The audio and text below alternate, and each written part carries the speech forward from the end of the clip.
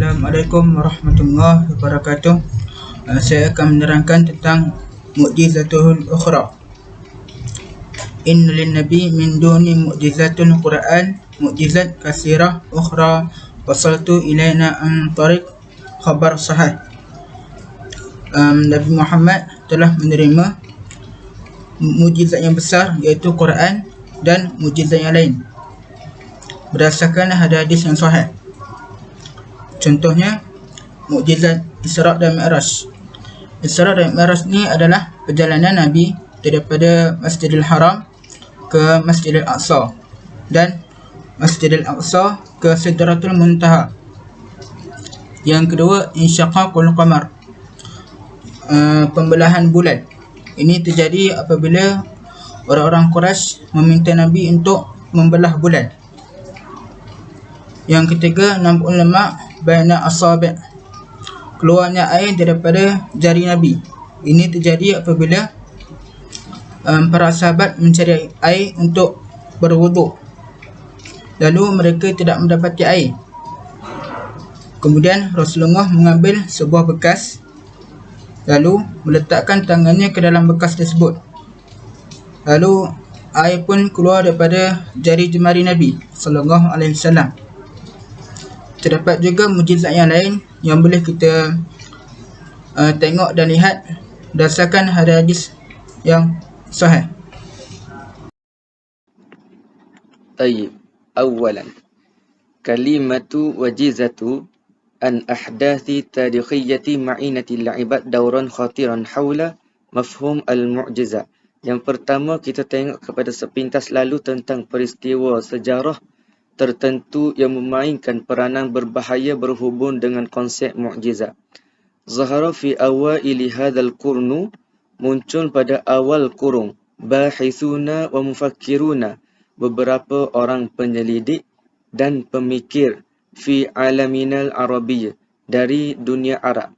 Janahu ila ra'ai jadid, mereka ini cenderung kepada pendapat baru, fi bahthil mu'jizati, dalam bahasan mukjizat, wa bayani ma yanbaghi an yakuna alaihi mauqiful muslimina minha, dan menjelaskan pendirian yang sewajibnya diambil oleh umat Islam tentang mukjizat, la siyaman mukjizat Sayyidina Muhammad sallallahu alaihi wasallam, terutamanya mukjizat Nabi Muhammad sallallahu alaihi wasallam.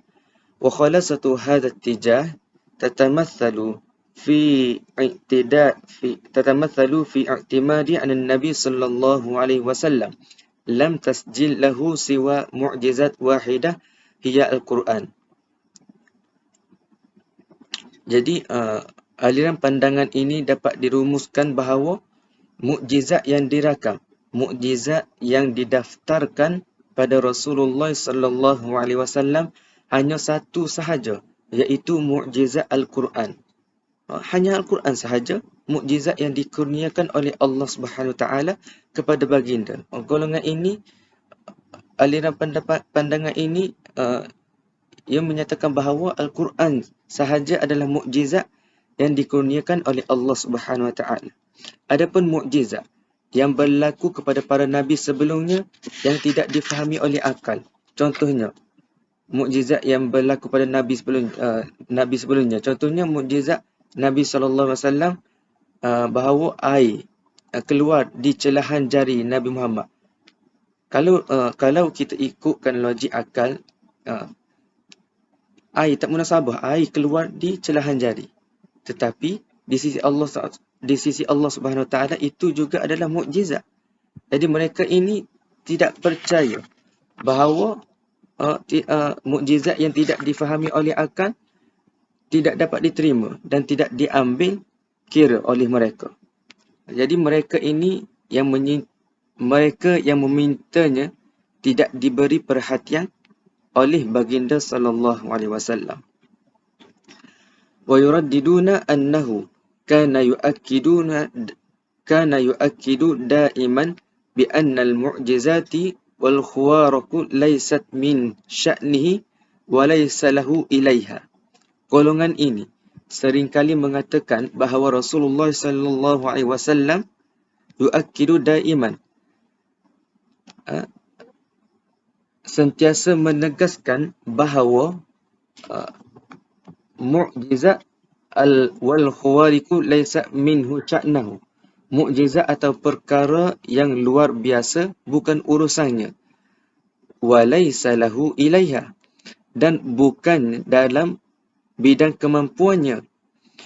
Min sabil wa yakthiruna fi hadha min al-istishhadi biqauli ta'ala qul innamal ayatu 'indallah. Golongan ini seringkali mengambil ayat qul innamal ayatu 'indallah sebagai dalil dan bukti. Apa maksud qul innamal ayatu 'indallah? Maksudnya mukjizat-mukjizat itu hanya pada sisi Allah Subhanahu Wa Taala. Jadi golongan ini berpegang kepada ayat ini yang bahawa mukjizat ni hanya ada pada di sisi Allah Subhanahu Wa Taala. Wa yaz'imu anna hadha minal khasa'is al-'ulya lahu alaihi salatu wassalam. Seterusnya menurut sangkaan mereka bahawa inilah antara keistimewaan yang ada pada Nabi Muhammad sallallahu alaihi wasallam. Mereka sangka bahawa keistimewaan mukjizat yang ada pada Nabi Muhammad sallallahu alaihi wasallam adalah satu keistimewaan. Fahuwa lam yukhatib an-nas bima la yafhamuna. Baginda tidak berbicara atau mengutarakan cakapnya kepada manusia dengan sesuatu yang tidak difahami. Walam yu'amilahum bima wara'a hudud al-ilmu alladhi yudrikahu al-bashar. Baginda juga tidak berurusan dengan perkara yang luar batas ilmu yang dapat dicapai oleh daya fahaman mereka. Baik. Kalau tengok di kitab, wa innaka litaqra hadzal kalam wa tajidu hadha tijah fi kathiri min al-kitabi al-hadithati al-yawm. Anda dapat baca kata-kata seperti ini dan menemui aliran pendapat sedemikian dalam banyak buku moden pada zaman ini. Ba'da an tabnahu min qablu afradu ma'dudu tabna'u ad-da'wah ilaihi wa tabshir bih. Sebelum ini ia merupakan pandangan atau pendapat sebilangan orang yang telah cuba mengembang dan menyebarkannya. Wartibat asma'uhum min ajli dhalik bisyi'ar al-islahu dini, iaitu yang kebanyakannya mempunyai hubungan dengan gerakan al-islah. Gerakan al-islah ini atau lebih dikenali dengan gerakan pembaharuan agama. Alladhi sya' li asbabi ma'niyati mundu dhalik al-yawm, yang dengan sebab-sebab tertentu telah begitu popular pada masa kini. Jadi di sini kita cuba menceritakan dasar aliran ini, sebab dan tujuannya. Sebab kita akan cerita dasar aliran ini, sebab aliran ini dan tujuan aliran ini. Kemudian kita bincang perkara itu berpandukan ukuran ilmu dan akal, dan seterusnya kita bentangkan hasilnya berdasarkan dalil dan bukti sejarah. Sekian daripada saya. Bismillahirrahmanirrahim. Jadi saya akan sambung di dalam muka surat 222 di perenggan ketiga akhir tentang dasar aliran. Nabdahu hazat tijahi wa asbabuhu maksud ba'idah, yakni dasar aliran, sebab dan tujuannya. Poin pertama ialah inna maulida hazat tijahi fi alamina islami ya'udu ila tahrij ihtilal Britani lil Misr. Yakni aliran pembaruan agama ini muncul di dunia Islam bermula pada zaman penjajahan British di Mesir. Ini kita ketahui bahawasanya pada masa itu British telah berjaya menjajah Mesir. apa yang kita tahu bahawa dengan bergantung kepada kekuatan tentera tidak menjamin keamanan yang lebih lama. Bahkan tidak mungkin penjajah British mengekalkan kekuasaannya di bumi jajahannya. Lebih-lebih lagi ketika itu dunia Islam masih baru mengalami kejatuhan sistem khalifah. Poin kedua ialah faru'at kama huwa sya'nuha daiman alla budda min al-isti'anati bimanhaj fakri yughayyiru min tafkir al-muslimin. Jadi penjajah British terpaksa mencari asas lain yang dapat membantu mengekalkan kekuasaannya, iaitu dengan mewujudkan satu pemikiran yang dapat mengubah pemikiran umat Islam. Taghiran yukasihim an hazi syiddati fi tamassuku biddin wa tadhiyati min ajlihi wal i'timadi alaihi wahdah. Ini dengan satu bentuk perubahan yang dapat meregangkan kekukuhan atau kekuatan sikap dan pendirian mereka berpegang pada agama. Itu juga dapat mempertemukan mereka dengan pemikiran barat dalam daerah yang seluas mungkin dalam setiap bidang kehidupan. Yang ketiga ialah waqamatu Britania bihadza dafi' bitatbiqi ma atlaqat alaihi ismu islahi al-ijtima'i wad-dini. Ini dengan dorongan inilah penjajah British telah melaksanakan satu program yang diberi nama Gerakan Reformasi Sosial dan Agama. Institusi pertama yang dijadikan objek untuk melaksanakan program ini ialah Universiti Al-Azhar, iaitu dari segi kurikulum pelajaran dan cara pemikirannya. Jadi setiap kali munculnya isu politik kebangsaan dan keagamaan atau masalah pemikiran dan kemasyarakatan, maka Al-Azharilah merupakan pelopor perancang, pemikir dan penggeraknya. Oleh itu, menurut pandangan penjajah British, satu gerakan reformasi agama dan pemikiran hanya akan berjaya jika dimulakan dari Al-Azhar.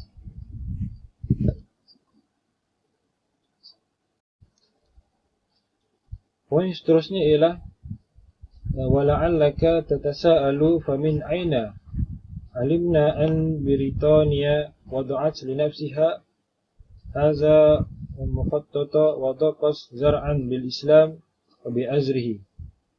Yakni di sini kita akan membuat anggapan atau pertanyaan dari mana perlu kita mengetahui bahawa pihak British telah membuat satu perancangan ini, dan dari mana pula kita ketahui bahawa mereka amat tidak senang terhadap Islam dan Al-Azhar. Jadi jawapannya telah tertulis dalam buku yang berjudul Egypt Since Colonial yang ditulis oleh Lord Lewis. Katanya, yaqulu inna ta'lim watani indama qaddama Inglizu kana fi qabdati jami'atu Al-Azhar syadidah tamassuku biddin.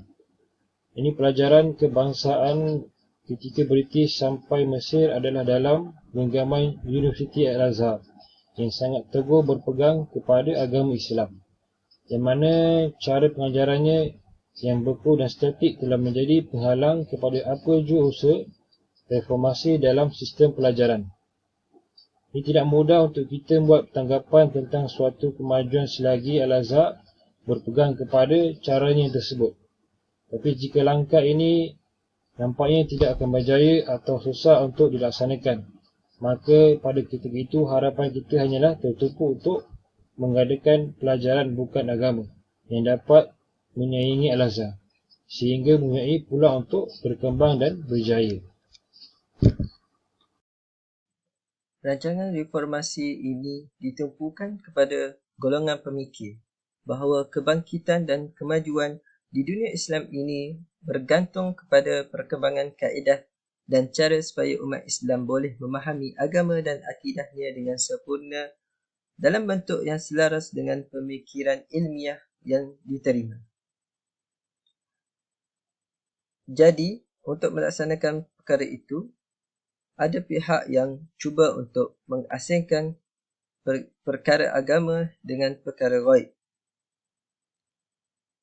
Jadi, kempen itu sedikit sebanyak telah menarik golongan yang masih belum mantap iman dalam hatinya dan yang belum kukuh akalnya dengan hakikat kebenaran. Bahkan, ada dari kalangan golongan pemikir umat Islam itu sendiri yang sanggup menjalankan tugas itu. Kemudian, dimanfaatkan oleh pihak barat dengan mendukung golongan pemikir Islam ini untuk menjadi ketua pimpinan dan menyebarkannya melalui kepimpinan tersebut. المنهاج الذي يهدف إلى تجاهل كل المسائل الغيبية التي لا تقع تحت مجحر العلم التجريبي المحسوس وفي مقدمتها المعجزات على اختلافها. Pendekatan utama reformasi ini adalah bertujuan untuk melupakan masalah ghaib yang tidak boleh dikaji dan dengan melalui percubaan tajribi, eksperimen.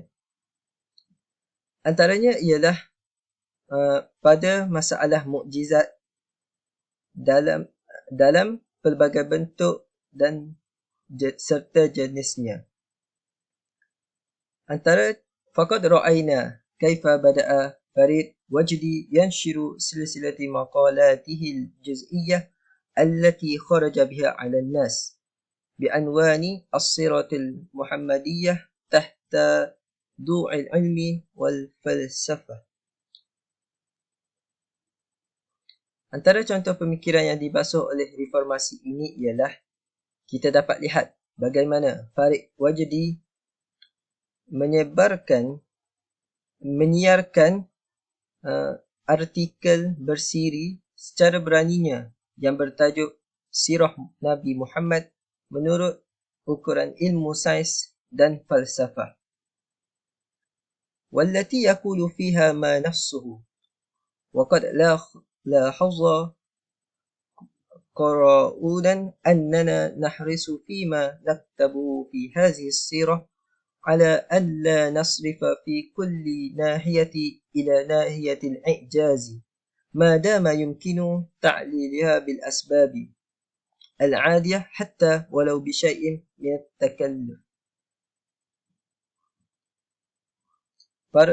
Antara katanya ialah para pembaca mungkin dapat memperhatikan bahawa dalam tulisan sirah ini sangat dijaga agar tidak keterlaluan dalam suatu kemukjizatan selama ia boleh diberi sebab dan dengan alasan yang biasa walaupun ianya sesuatu yang dipaksa-paksakan. Mukjizat ini adalah satu perkara luar biasa dan luar adat yang kita boleh terima dan kita tidak boleh kaji dan mempertikaikannya, bukan seperti pandangan yang telah disebutkan oleh Farid Wajdi tadi. ورأينا كيف ينتهي في تفسير سورة الفيل إلى تأويل صريح الآية بأن المقصود بالطير الأبابيل وحجارة السجيل إنما هو وباء الجدر. Contoh lain pula yang kita dapat lihat bagaimana Syekh Muhammad Abduh ketika dia menafsirkan surah Al-Fil dengan mentakwilkan lagi ayat yang jelas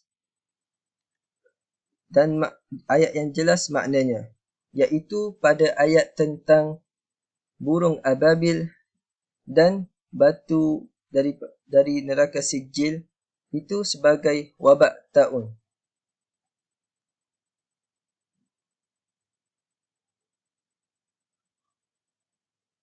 Wal-iyazu billah. تفسير جزء عما لمحمد عبده صفحة 120 وتأملوا في ألفاظ سورة الفيل الصريحة الواضحة المعنى ثم قل لي كيف يتأتي أن يؤمن بمغيبات القرآن التي هي أعظم غرابة بكثير من قصة الفيل من يعمد إلى نص القرآن فيؤول طير الأبابيل والحجارة التي ترمي بها بدء الجدل. Pada tafsiran Juz' Ammah oleh Syekh Muhammad Abduh di halaman 120 dan renungkan pada lafaz surah Al-Fil dengan makna yang telah jelas, wadih. Summa kulli, kemudian beritahu kepadaku bagaimana kau percaya dengan keganjilan Quran yang mana jauh lebih aneh daripada kisah gajah ini. Man ya'madu ila nassil Quran. Barang siapa yang memikirkan teks Al-Quran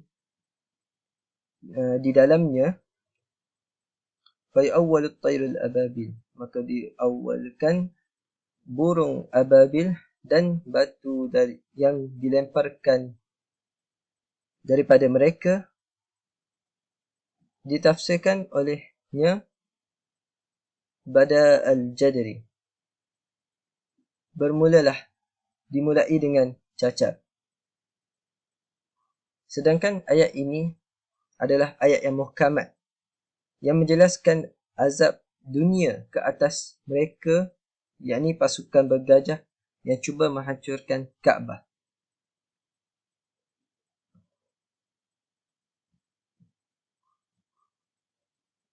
Wa ra'ayna kaifa akhazat taruju sifatul abqariyah wal 'azimah wal qiyadah wa ma shakluha للنبي تعويضا عن صفات النبوة والوحي والرسالة وتغطية لها وإبعادا للفكر عنها. Satu lagi contoh. Kita boleh lihat bagaimana penggunaan istilah sifat al-abqariyah, genius, wal-azimah, keagungan, wal-qiyadah, dan kepimpinan, wa ma syakluha lin-nabi, dan seumpamanya yang dinisbahkan kepada Rasulullah sallallahu alaihi wasallam, yang mana telah disebarkan dan dipopularkan istilah ini bagi menggantikan sifat an-nubuwah, al-wahyi wa risalah, bagi menggantikan istilah ini, an-nubuwah, wahyu dan risalah. Semuanya semata-mata untuk menutup dan menjauhkan orang ramai daripada memikirkan dan menggunakan istilah yang asal itu. Allahu Akbar. Maka Bismillahirrahmanirrahim. Assalamualaikum warahmatullahi wabarakatuh. Nama saya Muhammad Aiman bin Mat Nasri. Nombor metrik 059959. Id'afu al-wazi'u ad-dini fi nufus. Jenayah yang dilakukan oleh British. Yang pertama, allazina kana ad-din indahum a'zamu mahwaka wa mahish. Melemahkan roh dan nilai agama dalam jiwa umat. Bagi mereka, agama ini menjadi daya ataupun penggerak ataupun tenaga penggerak yang terbesar, dan perkara ini ditegaskan oleh Lord Luit. Apabila akidah Islam diasingkan dengan konsep ataupun fikrah mukjizat, dan tanpa sedar perkara ini akan berakhir dengan satu penafian, kerana akidah Islam dibina dari sebesar-besar mukjizat, iaitu mukjizat wahyu. Yang kedua, jenayah yang dilakukan oleh British. Faman ahaza yastabi'udu al-hawariku al-aqliyah wa yankiruha aw yu'aluha fa inna yastabidu wala ghaibu zahirah al-wahyu aidan li'anna ta'adukum matu al-mu'jizat. Siapa yang merasakan mukjizat hisiah madaniyah itu tidak diterima oleh akal, ataupun menafikan ataupun mentakwilkannya, sudah pasti dapat merasakan bahawa fenomena wahyu tak dapat diterima akal kerana fenomena itu kemuncak segala mukjizat. Assalamualaikum warahmatullahi wabarakatuh. Nama saya ialah Ahmad Fakhruddin bin Murad, nombor matrik 061693. Jadi saya akan meneruskan perbentangan. Jadi poin pertama yang akan saya bentangkan ialah walaqad kanat Britaniyan la tatadayyaqu akibatu taqafah amamaha fi sabili tarsikh qad maha fi mis a'zamu min akibatu al-ta'assub ad-dini ala ta'bir al-lud like. Okey. Maksud ayat ni ialah halangan yang paling besar kepada penjajah British untuk memperkukuhkan kedudukan dan kekuasaan mereka di Mesir adalah halangan yang disebutkan oleh Lord Lloyd sebagai fanatik agama. Okey. Dan mereka telah menjalankan gerakan reformasi dan telah mencapai kejayaan dalam gerakan tersebut. Apa akibat dia? Jadi kita akan langsung kepada poin kedua. Faqad astata'at ba'da zalik an tada'a al-aqliyah al-awrabiyyah al-manhalah fi makani al-aqliyah al-islamiyah al-mu'tazah bil manhaj al-islami wa an taturu manahij al-hayah al-amaliyah nafsiha tibaqan lima turidu ba'da anzal anha as-sultan sabiq aw dha'if ila an ghadan islaman syakilan mujarradan. Maksud ayat ni ialah maksud ayatnya ialah penjajah kemudiannya telah berjaya menggantikan pemikiran atau mentaliti Islam yang bangga dengan manhaj Islami Islam dengan mentaliti barat yang bebas dan tak berakhlak. Okey, seterusnya ialah dengan mentaliti baru ini, umat Islam telah mengembangkan metod ilmiahnya mengikut apa yang disukai. Jadi, Islam hanya tinggal sebagai bentuk lahiriah semata-mata. Okey, seterusnya poin yang ketiga ialah laqad istata' an-nashat at-ta'lim was-saqafi an tariq madaris al-asriyah wa as-sahafah wa ta'limatina al-khassah an yatrak fil muslimin. Okay, maksudnya ialah kegiatan pelajaran dan kebudayaan menerusi sekolah moden, surat khabar dan sistem pendidikan kita sendiri yang khusus telah dapat meninggalkan walau tanpa disedari oleh mereka. Okay, ayat ni dipetik dan dijelaskan oleh Gibb, mana seorang orientalis barat yang sangat terkenal di England, di dalam bukunya Weda Islam. Okay. Dapat meninggalkan tu ialah meninggalkan mentaliti kita tadilah, mentaliti orang Islam yang fanatik kepada agama ini tadi. Okay. Dan yang terakhir ialah al-Islam ka'idah wa in lam yaftaqad ila qalilan min ahammiyatuhu wa sultanuhu walakin al-Islam kakuwah musaytirah ala al-hayah al-ijtimaiyah qad faqad makan. Nah, okey, maksudnya di sini ialah sebenarnya Islam sebagai satu akidah hanya kehilangan sedikit dari segi kepentingannya dan penguasaannya. Namun Islam itu sendiri ialah sebagai suatu kekuatan dan yang menguasai kehidupan masyarakat telah kehilangan kedudukannya. Sekian daripada saya. Assalamualaikum warahmatullahi wabarakatuh. Bismillahirrahmanirrahim. Assalamualaikum warahmatullahi ta'ala wabarakatuh. Nama saya Muhammad Faizul Azwan bin Awang, memegang kad matriks 060127. Untuk penutup, jelaslah kepada kita seperti juga kepada setiap penyelidik bahawa aliran reformasi, khususnya para pelopor dan pendukungnya, tidak mencapai apa-apa kemajuan atau kebangkitan ilmiah seperti yang telah dicapai oleh Barat, seperti mana yang telah didakwahkan dan diaminkan oleh Barat, yang sememangnya terkenal dengan tipu daya dan sikapnya yang mempermainkan akal. Alangkah baiknya kalau bukan akal umat Islam, tetapi apa yang dihasilkan oleh gerakan reformasi agama ini adalah kehilangan dua hakikat, iaitu tidak kekal dengan semangat dan kejiwaan beragama seperti sebelumnya, dan tidak juga mencapai kemajuan ilmiah seperti yang mereka cita-citakan.